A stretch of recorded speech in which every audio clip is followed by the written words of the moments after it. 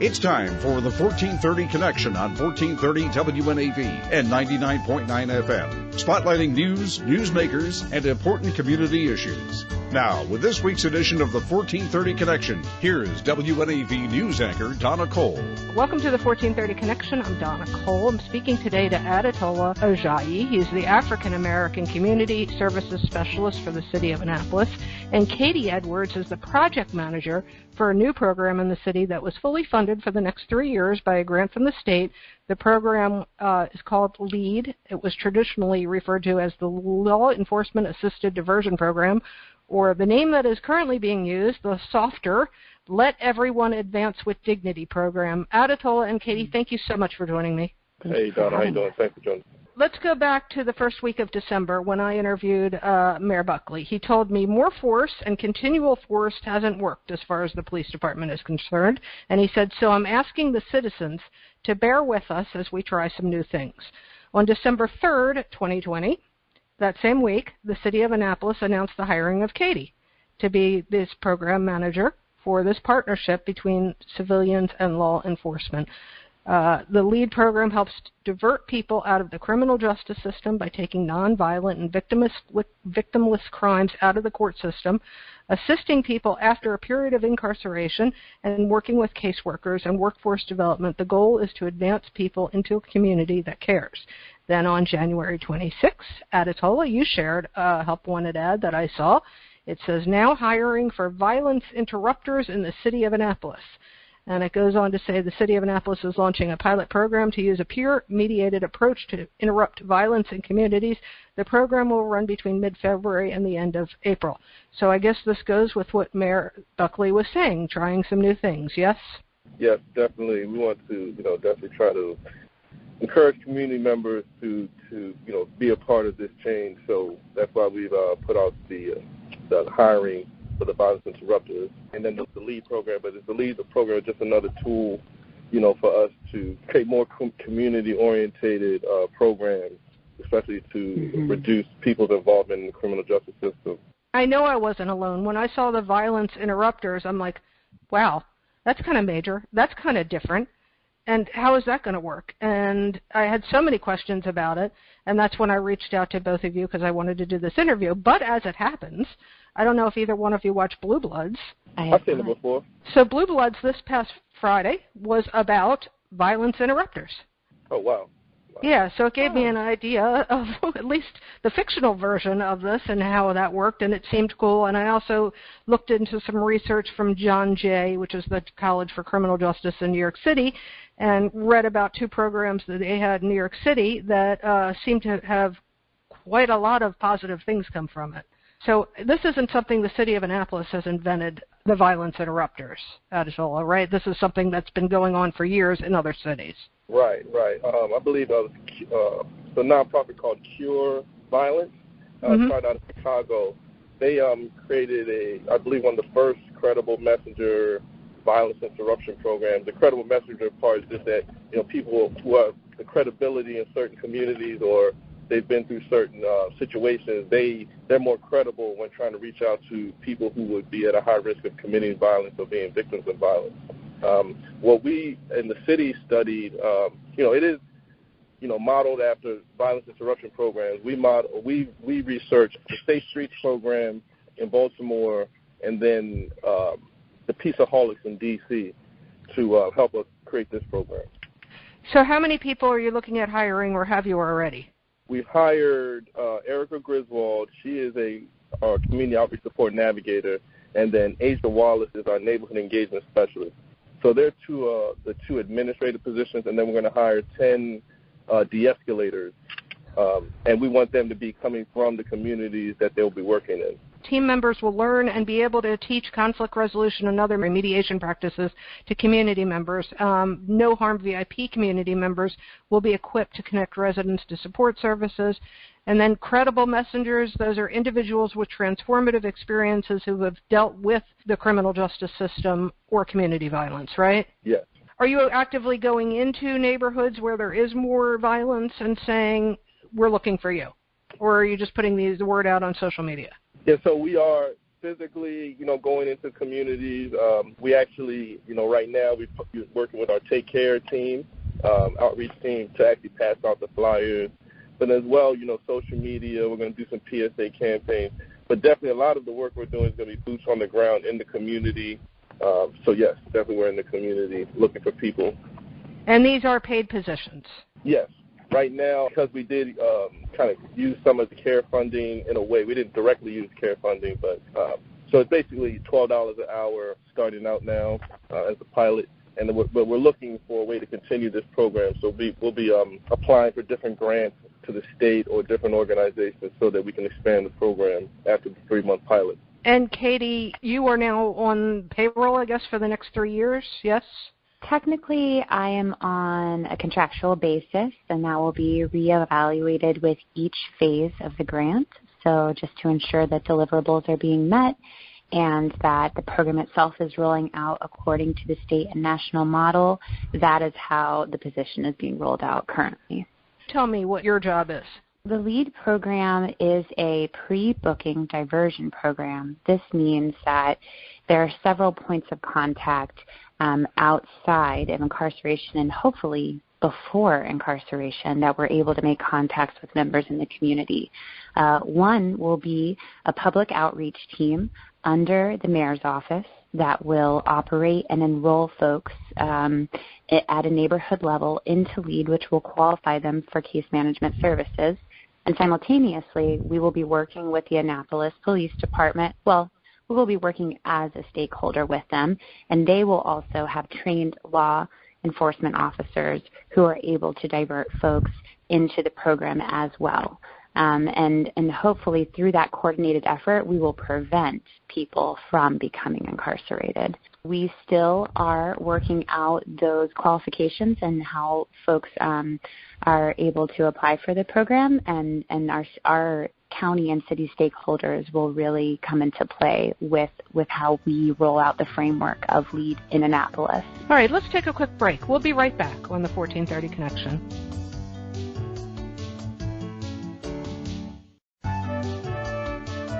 Welcome back to the 1430 Connection. I'm Donna Cole, talking today with Adetola Ajayi, African-American Community Services Specialist for the City of Annapolis, and Katy Edwards, the project manager for a new program in the city called Let Everyone Advance with Dignity program, formerly known as Law Enforcement Assisted Diversion.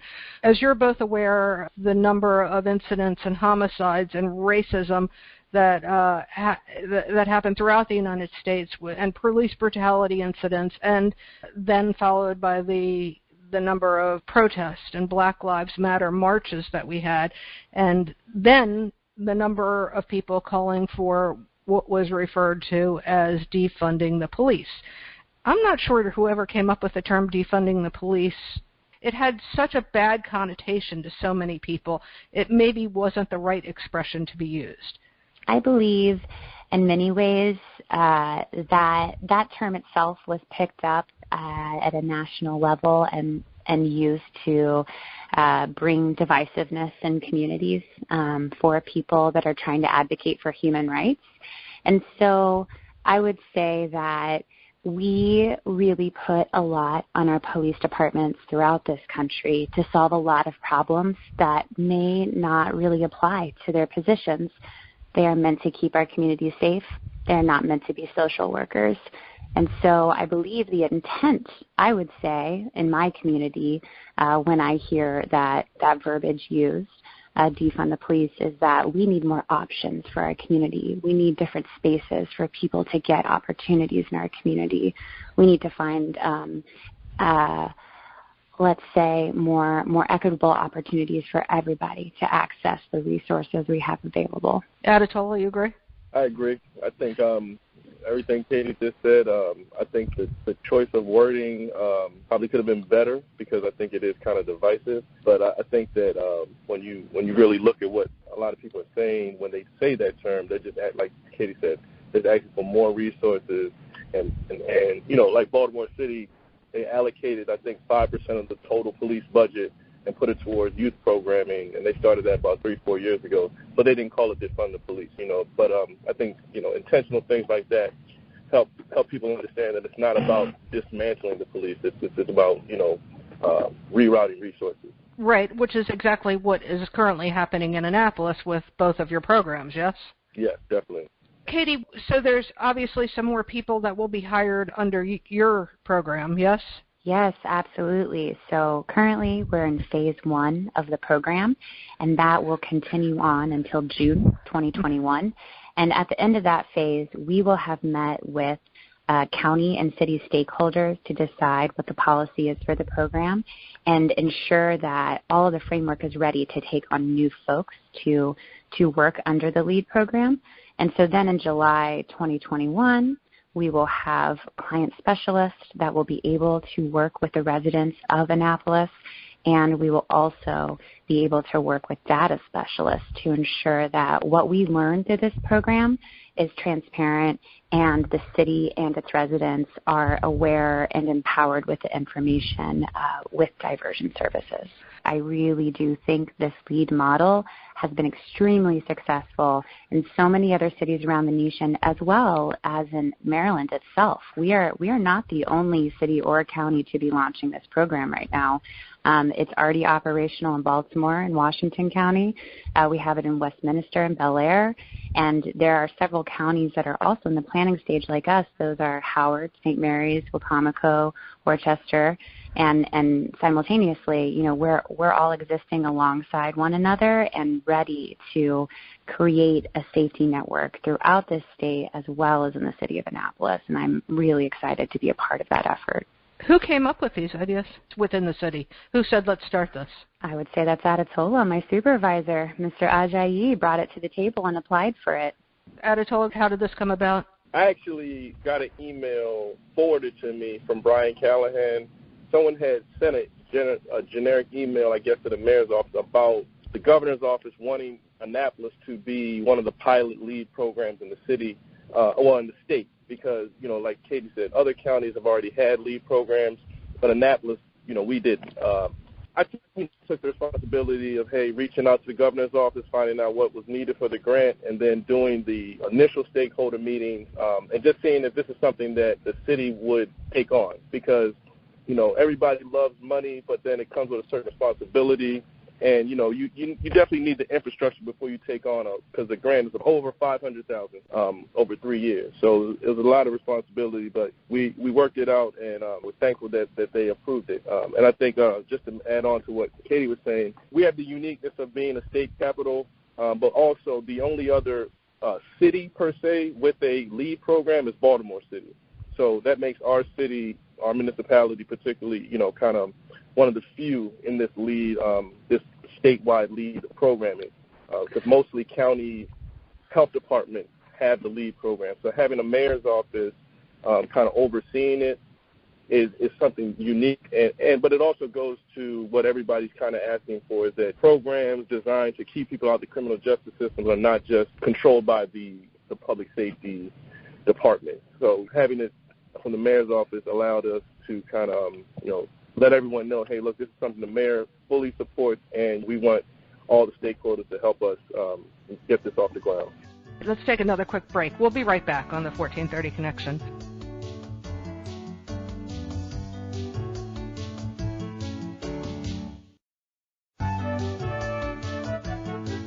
Welcome back to the 1430 Connection. I'm Donna Cole, talking today to Adetola Ajayi, African-American Community Services Specialist for the City of Annapolis, and Katy Edwards. She's the project manager for a new program called LEAD. The name is now being referred to as the much softer Let Everyone Advance with Dignity program. Is that nationwide, or is that just Annapolis?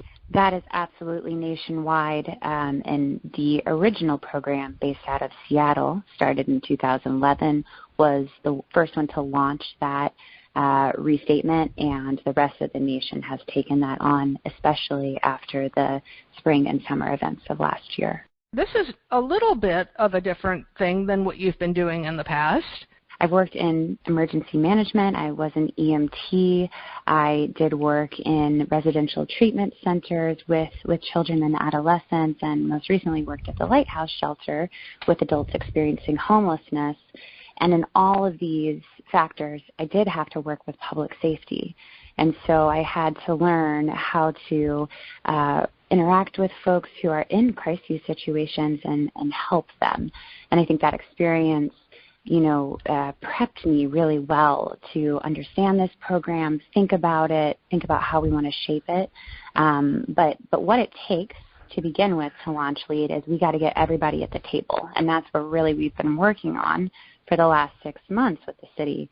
So these folks include the state's attorney's office, the public defender's office, the county executive office, the Anne Arundel Department of Health, Annapolis Mayor's office, us, the Annapolis Police Department, and the Anne Arundel County Police Department. So we had to get everybody to come to the table and make sure they knew exactly what LEAD was and make sure that they were a part of the policy measures that will be implemented come summer, July 2021. And has everybody warmed up to it right from the beginning, or have you had any skeptics saying this is ridiculous? And this is a question for both of you. I'll just go by our meeting Friday. I mean, we had state's attorney's office there. We had representatives from the county police department, the sheriff's office, the county executive sent someone. So, I just think there's a lot of people who want to see this happen and want to support us. So, that's all that I'm focused on. What are your next steps, Adetola? How do you build? There's a lot of people in the community that don't love the police department, that have had nothing but bad interactions with the police departments, that have seen what has happened with other police departments throughout the country with brutality incidents. How do you get over that hump in the community, Adetola? One step at a time. We have to rebuild confidence within the community, particularly with dealing with the police. And, I think having chiefs who's willing to have those conversations is making things better, but at the same time, we have to understand that there's a historical legacy of mistrust. And I feel like with the reentry program APD is running right now, they're helping build that trust back. And I feel that LEAD, No Harm, any other programs, Take Care that we're doing, even the Civilian Review Board that's going to roll out soon, these are all things that we are proactively trying to rebuild that trust. We can't just leave it out in the atmosphere thinking like, well, if we just talk about it, then, people are going to start trusting the mayor's office or the APD. But when people actively see results happening from real actionable items and intentional engagement, I believe that eventually we will start to see a lot more progress because at the end of the day, every community wants to be safe. But I think that, again, the historical legacy has created a lot of mistrust. But it won't be changed overnight. But as long as we keep doing programs like this and bringing people into the fold like Katy and myself, that I think that, again, the city is going to move in a really better direction. Because we all know that the only way to change the world is through children, not necessarily through adults. What are you doing to include them in the fold? We're working with several of the youth groups in the city to provide conflict resolution training, different programming to basically help people build that relationship with us, and then we can help build a relationship with other departments, particularly like the police and different agencies. Katy is exploring doing a youth lead program, again, focusing on the high-risk youth. But we also, like I said, we're going to work on some preventive programming because what we want to do is, from the earliest age, elementary school, whatever, is to put in that message that there's a lot more opportunities for you if you just stay out of trouble. And sometimes, too, because of the environment some people are raised in, they don't know de-escalation practices. They those things should be taught, but they're not always taught. So, yeah, we're definitely going to try to focus on creating programming for the youth throughout the summer once we can get more engaged with people in communities. Katy, you have anything to add to that? One aspect of LEAD that will roll out in Phase 2 is we have a community committee that informs the policy and the actions of LEAD, and I hope to incorporate youth leaders into that community committee to empower and allow their voices to be uplifted throughout the community. It does sound like you both have your work cut out for you, and it sounds like we're heading in the right direction. Thank you, Donna. I appreciate that. Thank you both. Appreciate you, Katy, for joining the team. I'm happy to be working with Adetola, and I'm extremely honored to be working with the city, and it's been a delight to talk to you, Donna. I really appreciate you and your voice in our community, so thank you. This is Donna Cole. This is the 1430 Connection. We'll see you next week.